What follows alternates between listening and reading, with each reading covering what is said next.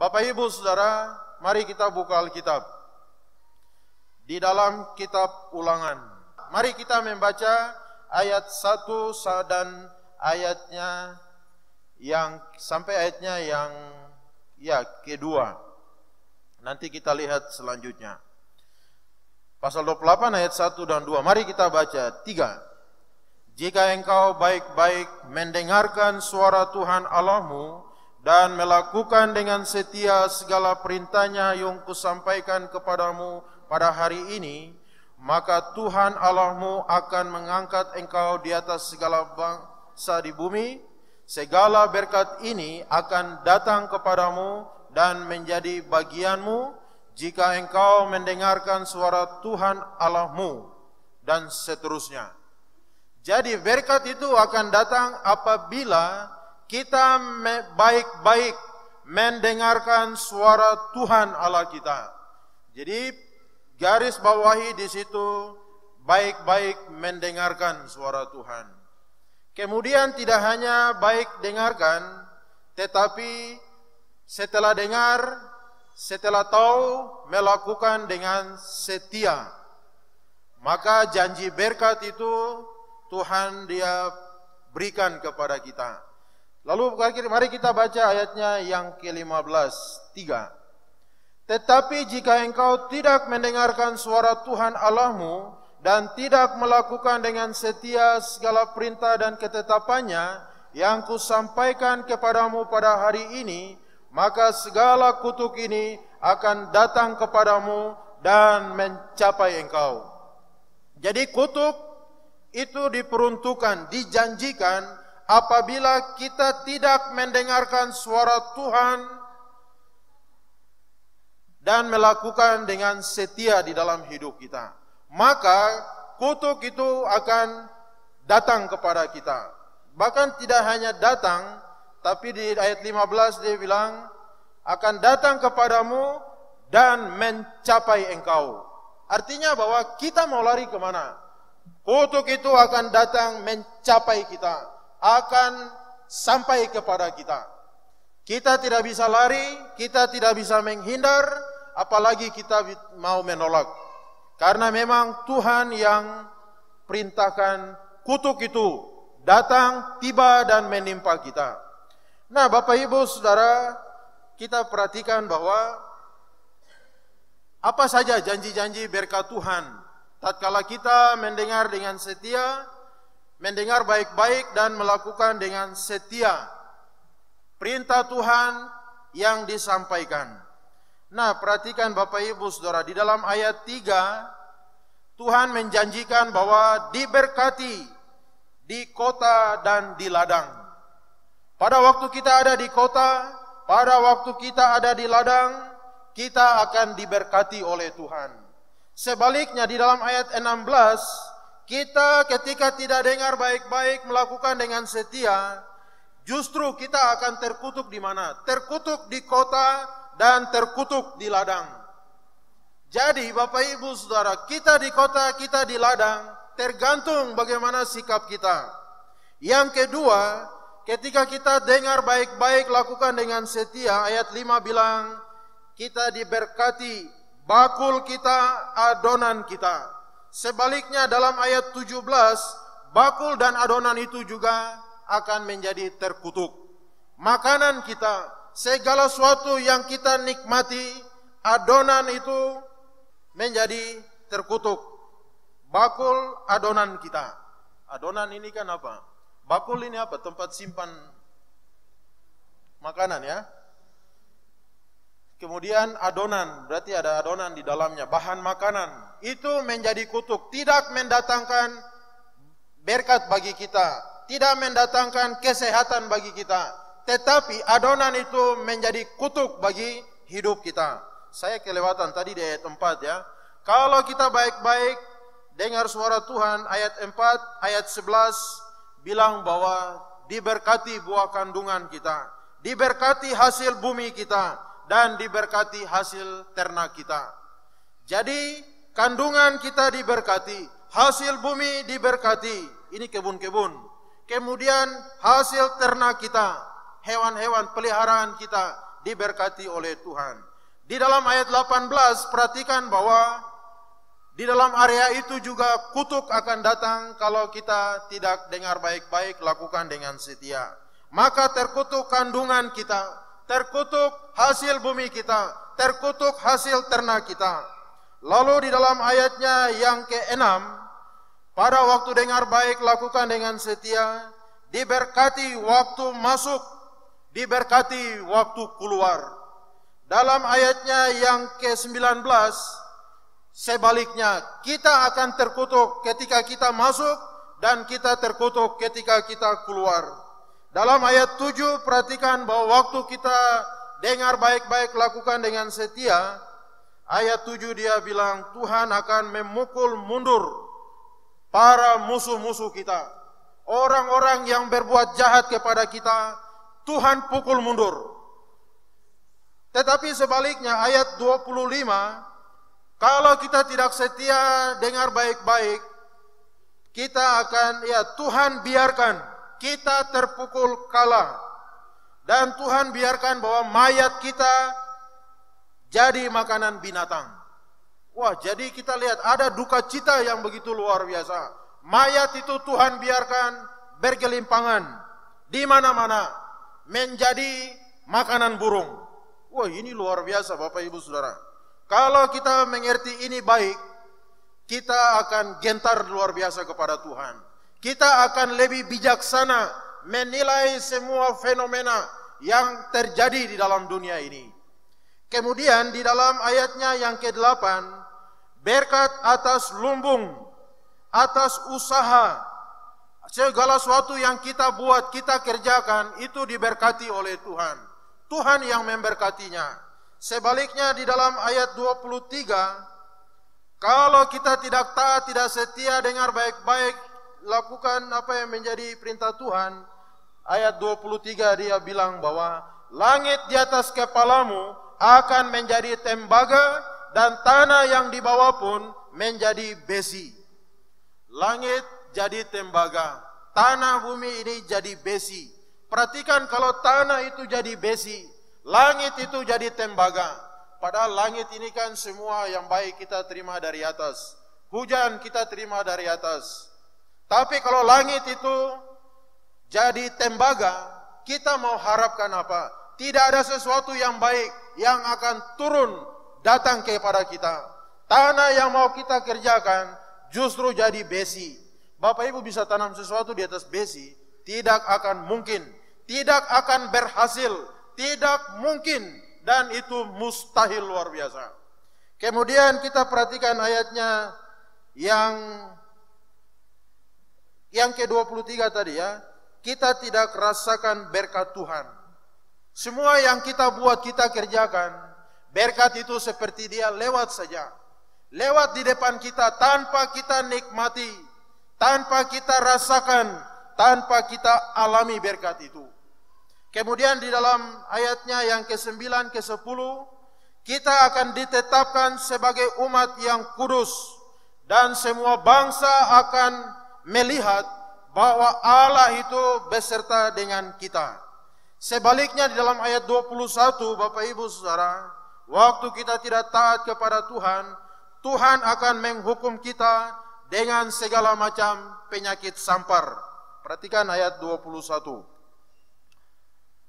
Tuhan melekatkan penyakit sampar kepadamu sampai dihabiskannya engkau dari tanah, kemana engkau pergi untuk mendudukinya. 22, Tuhan akan menghajar engkau dengan batu kering, demam kepialu, sakit radang, kekeringan, hama, dan penyakit gandum. Semuanya itu akan memburu engkau sampai engkau binasa. Bapak Ibu Saudara, macam-macam rupa-rupa penyakit, dan semua itu akan memburu kita, datang mengejar kita sampai membinasakan kita. Itu tujuan akhir. Penyakit itu semua bermacam-macam, bervariasi, model-modelnya, bentuk-bentuknya, sampai membinasakan kita. Kemudian ayat 22, 27, 34, ayat 37, akhirnya kita menjadi sindiran. Perhatikan ayat 37. Engkau akan menjadi kedahsyatan, kiasan dan sindiran di antara segala bangsa, kemana Tuhan akan menyingkirkan engkau. Jadi betapa kita ini akan menjadi olok-olokan orang, menjadi bahan pembicaraan orang. Begitu malangnya keadaan, begitu rumitnya persoalan kita, dan menjadi sindiran. Di mana Allahmu? Di mana Tuhanmu? Di manakah yang engkau bangga-banggakan itu? Kemudian perhatikan ayatnya yang ke-20. Ayat 11. Tuhan akan membuka pemeliharanya yang melimpah, memberi hujan bagi tanah kita, memberkati pekerjaan kita, sehingga kita dapat menjadi berkat, dapat memberikan pinjaman kepada banyak orang. Sebaliknya Bapak Ibu Saudara, dalam ayat 20-29, terkutuk segala usaha yang kita kerjakan. Ayat 29, kita akan diperas. Ayat 30 sampai 33, 37 sampai 42, kita tidak menikmati hasil usaha kita. Dan Tuhan turunkan hujan abu. Ini di ayat 24. Lalu ada orang asing di tengah-tengah kita. Mereka akan menjadi berhasil. Dan mereka, orang asing ini, menjadi tuan atas kita. Ayat 43 sampai 44a. Bapak Ibu Saudara, keadaan yang begitu malang. Lalu yang selanjutnya dalam ayat 13, Tuhan akan angkat kita jadi kepala bukan ekor, kita tetap naik dan tidak turun. Sebaliknya, kalau kita tidak taat, tidak setia, perhatikan bahwa ya, kita justru akan menjadi ekor. Orang lain yang akan menjadi kepala. Kita yang akan diperintah. Kita yang akan disuruh. Kita tidak menjadi kepalanya. Bapak Ibu Saudara yang Tuhan Yesus kasih, saya catat bahwa kurang lebih ada 9 janji berkat Tuhan yang akan datang kepada kita. Waktu kita dengar baik-baik suara Tuhan, kita lakukan dengan setia perintah Tuhan dalam hidup kita. Sebaliknya, 9 hal itu justru yang berbeda akan kita alami. Sesuatu yang sangat-sangat mengerikan. Waktu baca tentang kutuk, Bapak Ibu Saudara, bulu badan berdiri. Ngeri sekali. Kita akan melihat keadaan-keadaan yang begitu seperti kita ada di padang gurun. Kita ada di tempat yang di dalam lembah yang kekelaman itu. Lalu di dalam ayat 46, ini sebagai kesimpulan ya, 45-46. Segala kutuk itu akan datang ke atasmu, memburu engkau, mencapai engkau, sampai engkau punah, karena engkau tidak mendengar suara Tuhan Allahmu, dan tidak berpegang pada perintah ketetapan diperintahkan kepadamu. Semua itu akan menjadi tanda dan mujizat di antaramu dan di antara keturunanmu untuk selamanya. Perhatikan bahwa mujizat itu bukan hanya kita sakit sembuh, bukan kita lumpuh jalan, buta lihat, tuli dengar, tetapi kutuk yang datang, Tuhan dia bilang di situ, itu juga menjadi tanda, menjadi mujizat betapa Tuhan itu dia serius dengan perjanjiannya. Ya, kita pilihan itu ada di tangan kita masing-masing. Pilihan keputusan itu ada sama kita masing-masing. Apakah kita mau memilih, kita mau putuskan untuk mendengarkan suara Tuhan baik-baik, lakukan perintah Tuhan dengan taat, dengan setia, ataukah kita mau memilih, tidak mau dengar suara Tuhan baik-baik, tidak mau mendengar, melakukan dengan setia perintah dan ketetapan Tuhan di dalam hidup kita. Hanya ada 2 pilihan. Pilihan itu tergantung kita masing-masing. Terserah kita mau pilih yang mana. Hidupku, urusanku dong. Saya mau pilih yang mana, terserah saya. Jangan atur saya. Bapak Ibu Saudara, kita semua punya pilihan. Kita semua juga punya kehendak bebas. Tuhan tidak mendikte kita, kamu harus begini, supaya begini. Tuhan hanya kasih tahu saja. Dia hanya menyampaikannya saja. Kembali kepada sikap kita, respon kita masing-masing. perhatikan bahwa umat Allah, umat Israel, kalau kita lihat perjalanan sejarah umat Tuhan dalam Alkitab, bagaimana mereka lebih memilih untuk tidak mau taat kepada Tuhan. Sehingga apa yang terjadi? Mereka tidak mengalami janji-janji Tuhan yang hebat, janji Tuhan yang luar biasa, yang Tuhan berikan kepada mereka. Bapak Ibu Saudara, perhatikan bahwa kerajaan Israel pada permulaan, karena mereka tidak taat, akhirnya kerajaan Israel, Tuhan izinkan mereka diserahkan kepada bangsa Asyur. Mereka ditawan, mereka ditindas, dijajah, dan semua diporak-porandakan. Itu kerajaan Israel. Kemudian kerajaan Yehuda, Tuhan izinkan, karena mereka pilih tidak mau taat kepada Tuhan, dengar baik-baik suara Tuhan, Tuhan izinkan mereka ditawan oleh bangsa Babel. Dan kurang lebih selama 70 tahun mereka ada di dalam kesukaran yang besar. Kenapa? Siapa yang bawa mereka ke dalam kesukaran besar? Apakah Tuhan yang bawa mereka? Sebenarnya tidak. Tuhan konsekuen, Tuhan serius kepada perjanjiannya. Mereka lebih memilih untuk tidak mau dengar baik-baik suara Tuhan, memilih untuk tidak mau taat kepada Tuhan. Akhirnya konsekuensi silakan. 70 tahun kerajaan Israel ditawan oleh bangsa Asyur, kerajaan Yehuda ditawan oleh bangsa Babel. Bapak Ibu Saudara, dan itu berlanjut terus sampai turunan terus selanjutnya mereka ditawan oleh bangsa Yunani. Setelah bangsa Yunani tawan mereka, muncul lagi kerajaan yang lebih kuat dari Yunani, kerajaan Romawi. Romawi tindas mereka, Romawi jajah mereka, habiskan mereka. Sampai Bapak Ibu Saudara, tahun 1948 bulan Mei, baru mereka itu merdeka. Bapak Ibu Saudara, berapa tahun mereka tunggu sampai pemulihan itu terjadi? Kurang lebih hampir 2000 tahun baru mereka merdeka, baru mereka berdiri sendiri. Mereka bebas dari penjajahan bangsa-bangsa asing. Bapak Ibu Saudara, sebenarnya pemulihan itu kuncinya ada pada tangan kita masing-masing. Pemulihan itu sebenarnya ada pada keputusan kita.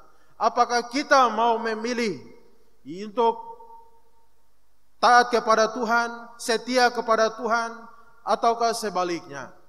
Ketika kita memilih untuk taat dan setia kepada Tuhan, saat itu juga tidak tunggu hari, tidak tunggu bulan, tidak tunggu tahun. Saat itu juga Tuhan akan memulihkan hidup kita. Bapak Ibu Saudara, saya banyak lihat, saya banyak temukan orang-orang yang sudah mengalami kesukaran yang besar, tapi masih terus mengeraskan hatinya, masih terus malas tahu, masih terus bersantai-santai. Sehingga apa yang terjadi? Semua habis lenyap. Uang yang mereka simpan banyak-banyak di bank, semua habis lenyap.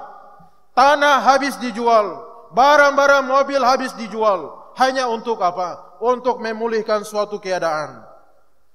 Bapak Ibu Saudara, tapi rupanya pilihan mereka, solusi yang mereka ambil justru tidak menjawab akar daripada persoalan.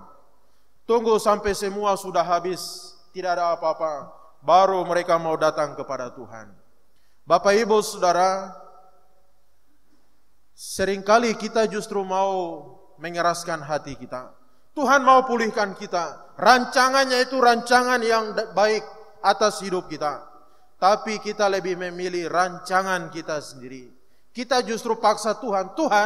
Tuhan harus ikut saya punya rancangan. Saya sudah susun dia baik. Jangan Tuhan rubah rancangan saya. Tuhan harus setuju dengan rancangan saya. Kalau tidak, saya malas tahu. Tuhan kau jalan sendiri. Bapak Ibu Saudara, seringkali kita justru mau memaksa Tuhan ikut rencana kita, memaksa Tuhan mengikut rancangan kita. Yang Tuhan butuhkan adalah kerendahan hati kita. Mau bertanya, Tuhan, apa rencana Tuhan dalam hidup saya? Apa rencana Tuhan di dalam keluargaku? Apa rencana Tuhan bagi masa depanku? Bapak Ibu Saudara, mari kita gumuli rencana Tuhan dalam hidup kita. Karena semua yang menjadi rencana Tuhan itu pasti jadi. Sebaliknya, semua yang bukan rencana Tuhan, tidak sesuai rencana Tuhan, pasti gagal, pasti tidak jadi, pasti tidak akan berhasil. Amin. Bapak Ibu Saudara, ngeri-ngeri sedap. Tapi apakah kita memang benar-benar mau bersandar kepada Tuhan? Bapak Ibu yang Tuhan Yesus kasihi, janji Tuhan itu selalu ya dan amin. Seperti sepastinya mentari pagi yang tidak pernah terlambat bersinar. Mau cuaca baik kah, mau cuaca buruk kah, mendung gelap gulita kah, hujan yang besar sekalipun, mentari pagi itu dia pasti akan terbit sesuai dengan waktunya. Dia tidak pernah terlambat, dia tidak pernah lebih cepat, tetapi dia itu pasti pada waktunya. Bapak Ibu Saudara yang Tuhan Yesus kasihi, pilihan ada di tangan kita. Apakah kita mau memilih untuk taat kepada Tuhan dan kita diberkati, ataukah kita mau memilih tidak mendengarkan suara Tuhan baik-baik, tidak melakukan baik-baik perintah kehendak Tuhan, dan dengan demikian kita mau untuk hidup di dalam kutuk. Semua ada pada kita masing-masing. Perhatikan Yosua 1 ayat 8. Tuhan bilang bahwa renungkanlah siang dan malam supaya perjalananmu berhasil, supaya engkau beruntung. Jadi keberhasilan, keberuntungan, kesuksesannya si Yosua memimpin bangsanya itu tergantung bagaimana Yosua itu. Dia mau sungguh-sungguh mencari kehendak Tuhan, mau mengandalkan Tuhan di dalam perjalanan mereka. Mazmur 1 ayat 3 juga, apa saja yang diperbuatnya pasti berhasil. Tuhan menjanjikan kemenangan, menjanjikan keberhasilan, menjanjikan sesuatu yang baik atas hidup kita. Bapak Ibu Saudara, kita sudah ada di tahun baru. Tidak ada yang bisa kita buat. Mari kita evaluasi hidup kita. Bagaimana hidup kita di tahun 2020? Apakah kita sudah lebih taat kepada Tuhan, lebih setia kepada Tuhan, kita lebih mengasihi Tuhan, kita lebih hidup lebih benar lagi, ataukah seperti apa kita semua yang tahu? Mari Bapak Ibu Saudara evaluasi hidup kita segera dan buat satu komitmen bahwa di tahun 2020 saya mau hidup lebih baik.